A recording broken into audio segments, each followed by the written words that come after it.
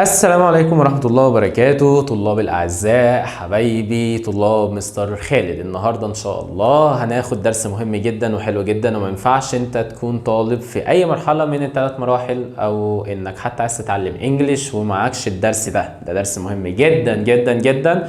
وهنا هنتكلم النهاردة، ما دام قلت لك كده يبقى هنتكلم عن كان وكود. لو عايز ترجع للدروس اللي فاتت فهتلاقيها في التشانل. لو عايز ان انت تقدر تتابع كل درس جديد بطريقه كويسه فما تنساش تعمل لايك سبسكرايب، وفي الاخر هسيب لك ميني كويز كده صغير ما تنساش تحله علشان خاطر لو في عندك اي تعديل في الاجابات اعدله لك، ولو عندك اي سؤال طبعا سيبه لي تحت في الاخر.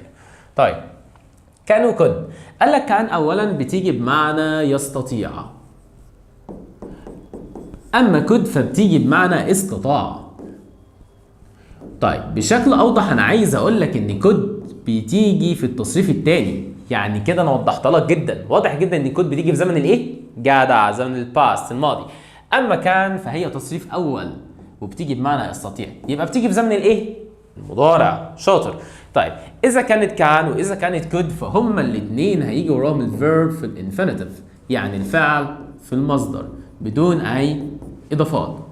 طيب امتى بستخدم دي وامتى بستخدم دي؟ خلاص الدنيا بقت واضحه جدا. بستخدم ديت في المضارع في البريزنت، وبستخدم دي في الماضي الباست. هنستخدمهم ازاي؟ قال لك هنا وليكن هقول لك she can swim، يعني هي تستطيع ان تسبح. عايزا فيها هتبقى she can swim. هنا ما ينفعش حضرتك تقول لي swims swimming، ما ينفعش، لان انا لسه قايل لك حالا ان كان وكان هما الاثنين هيجوا وراهم الفيرب فين؟ في الانفينيتيف، يبقى الفعل في المصدر بدون اي اضافات. طيب انا هنا بقى لو عايز اكون سؤال، هنكون سؤال ازاي؟ قال لك مبدئيا السؤال اللي بهل، مبدئيا السؤال اللي بهل، يعني قال لي هنا مثلا no she can't cook، يعني لا هي لا تستطيع ان تطبخ. عايز هنا اكون عليها سؤال، قال لك كل اللي هتعمله في اي سؤال بهل هتشيل يس او نو وبعد كده تعكس شي وكان، ويا ريت تشيل النوت. طب ما شلتهاش برضو صح، تمام كده، بس الاحسن انك تشيل النوت لان هنا الاجابه هتكون مختلفه فالسياق هيكون مختلف جدا. فهنا هنعملها ازاي؟ هتبقى can she cook والكويشن مارك في الاخر، ولا اي حاجه اختلفت ولا اي حاجه صعبه ومفيش اي مشكله. طيب تعالى لي بقى على كود. قال لك كود نفس الاستخدامات اللي احنا استخدمناها، بس في الاخر هقول لك ملحوظه صغيره هتفيدك كتير قدام صدقني. طيب تعالى بقى هنا عند كود. قال لك هنا وليكن هقول لك she could swim، هيها نفس الجمله اللي هناك بالظبط، بس الفرق ان انا هنا بقول لك ان هي تقدر تسبح في الوقت الحالي، اما هنا فبقول لك هي كانت تستطيع السباحه. النفي هو ولا اي حاجه خالص اختلفت، هتبقى she couldn't swim. طيب يا عزيزي لما اجي اكون سؤال برضو نفس الفكره ولا اي حاجه اختلفت، باعتبار ان هما اختين توأم اذا كانت كان واذا كانت could. يعني هنا مثلا بقول لك yes we او he could drive، يعني ايوه هو كان يستطيع القياده، قياده السياره. طيب ايه كل اللي هنعمله هنا؟ هنشيل yes ونحط العكس، فهتبقى could he drive a car. بس كده ويبقى كده الدرس معانا خلص. بس خلي بالك في ملحوظه صغيره، ايه هي؟ ان انا لما بستخدم كود ممكن استخدمها هنا في المضارع بس بشرط. ايه هو الشرط؟ بيبقى عند الطلب المهذب. عارف كده لما تطلب حاجه من مامتك من باباك من مدرسك من حد اعلى منك درجه، فبتطلبه بطريقه مهذبه، اكيد مش هتروح تقول له هات فلوس اكيد لا، هتقول له بعد اذنك هل ممكن تديني فلوس، بعد اذنك هل ممكن تناولني الميه، بعد اذنك هل ممكن تحط لي اكل، الكلام ده كله. قال لك عند الطلب المهذب في زمن المضارع بستخدم معاه could.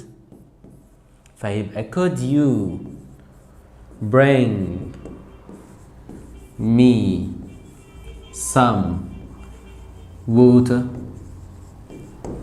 هنا طبعا هقول yes sure او yes of course او no I am sorry I can't او اي حاجه من الاجابات اللطيفه بتاعتي دي. طيب نحل عليها برضو كده كام سؤال عشان انت لو طالب اكاديمي او حتى لو انت طالب لغه وعايز ترد كويس. هنا بس كام سؤال كده مهمين. هنا بيقول لك I can play the piano but last year. هنا استخدمت لي but. but هنا بتيجي بمعنى ولكن، يبقى انا هنا لازم الجمله دي ما دام مثبته معناها مثبت، يبقى هنا المعنى هنا هيكون منفي، وانا هنا بركز على المعنى. يبقى انا كنت بعرف اعزف بيانو دلوقتي بعرف اعزف بيانو، لكن زمان انا ما كنتش، يبقى couldn't. طيب تعالى لي عند السؤال الثاني. she swam when she was 5. لما كان عندها 5 سنين. يبقى انا هنا بتكلم في الماضي. عندي ايه غير couldn't؟ ما عنديش، يبقى هستخدم couldn't. تعال عند السؤال الثالث. he can. اتفقنا ان كان و could بيجوا وراهم الفيرب جدع في الانفينيتيف، هيبقى he can sing. السؤال اللي بعده. the exam was difficult so he not finished it on time. الاكزام كان صعب. مبدئيا استشف من هنا ان الجمله الكلام هنا في زمن الماضي، يبقى هنا was، يبقى انا في الماضي، يبقى انا يا اما هستخدم could او couldn't. طيب كان صعب، كان يقدر يخلصه في الوقت المناسب؟ اكيد لا، يبقى هنا couldn't. ننزل تحت بيقول لي it's too dark here. الجو هنا ضلمه جدا. we not see anything. في هنا is بتدل على زمن ايه؟ زمن المضارع، يبقى هنا لا اما كان لا اما كان. طيب طبيعي جدا الدنيا ضلمه، تعرف تشوف؟ لن تستطيع، يبقى can't. ننزل تحت. she's very tired. هي تعبانه جدا so she go out tonight.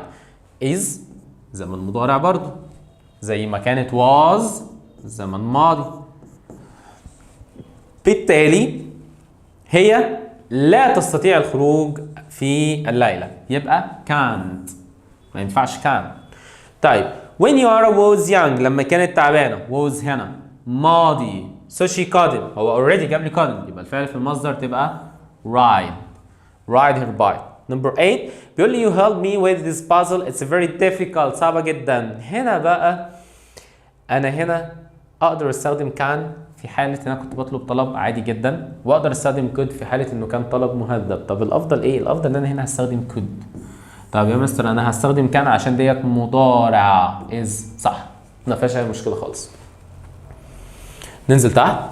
السؤال الأولاني last year زمن ماضي she can هتبقى couldn't، لأن عندي last زمن ماضي past. السؤال الثاني he can drawing. لا طبعا هتبقى draw.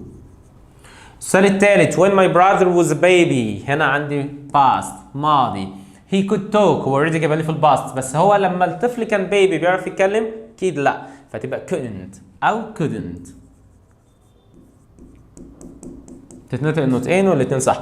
he couldn't finds هتبقى مظبوط find. السؤال الخامس we can travel abroad we don't have passports. ما عندناش باسبورات، هنعرف نسافر؟ لا، يبقى we can't. she can spoke هنا هتبقى speak. number 7 last زمن ماضي. we can't go to the park because it rained. الدنيا مطرت جامد قوي فما كناش عارفين نروح للبارك، فبدل can't هتبقى couldn't. واخر حاجه now I am tall. دلوقتي انا طويل so I هنا عندي now زمن مضارع can reach the shelf. اسند the shelf يبقى اقدر اوصل للشلف. ومن هنا يبقى الدرس بتاعنا خلص يا اعزائي. ان شاء الله دمتم سالمين واشوفكم بخير. ما تنساش ترجع للفيديوز القديمه لو فاتك اي فيديو، لو محتاج اي فيديو منهم هتلاقي الفيديو محطوط لك بعنوان الدرس بتاعه، تقدر تتابعه. والدروس دي كلها مناسبه لكل المراحل ومناسبه لحد حتى لو عايز يتكلم انجلش كويس. تقدر بعد ما استخدمنا كان وكود مع بعض تقدر تكتب لي كومنتس كتير عن جمل كتير جدا بتستخدم فيها كان او كود في حاله طلب مهذب او انك بتعبر عن الاستطاعه او اي حاجه من الكلام ده، وان شاء الله التيم بتاعي هيرد عليك في اقرب وقت اذا كانت الجمله مظبوطه او صح، او عندك في مشكله بسيطه هيعدلها لك. وما تنساش اللايك والسبسكرايب. اشوفك على خير والسلام عليكم ورحمه الله وبركاته.